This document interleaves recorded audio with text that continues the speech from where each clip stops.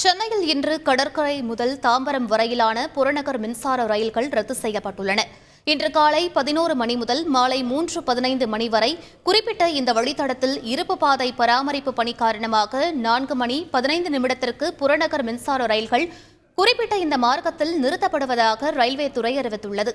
காலை 10:30 மணி முதல் மாலை 4:30 மணி வரை சென்னை கடற்கரை முதல் செங்கல்பட்டு வரையிலான வழித்தடத்தில் இரு மார்க்கத்திலும் 44 புறநகர் மின்சார ரயில் நிறுத்தம் செய்யப்பட்டுள்ளது. இதேபோல் வரும் 22ஆம் தேதி வரை சென்னை பார்க் பகுதியில் மேற்கொள்ளப்படும் இருப்பு பாதை பணிகள் காரணமாக இரவு 10:45 மணி முதல் காலை 4:30 மணி வரை சென்னை கடற்கரை செங்கல்பட்டு இடையேயான புறநகர் மின்சார ரயில்கள் நிறுத்தப்பட உள்ளன.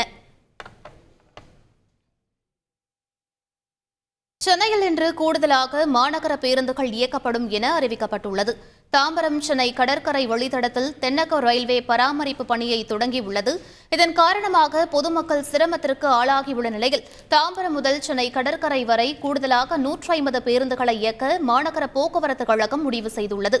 இந்த பேருந்துகள் காலை 10 மணி முதல் இயக்கப்பட உள்ளன. செய்திகளை உடனுக்குடன் தெரிந்து கொள்ள உடனே சப்ஸ்கிரைப் பண்ணுங்க.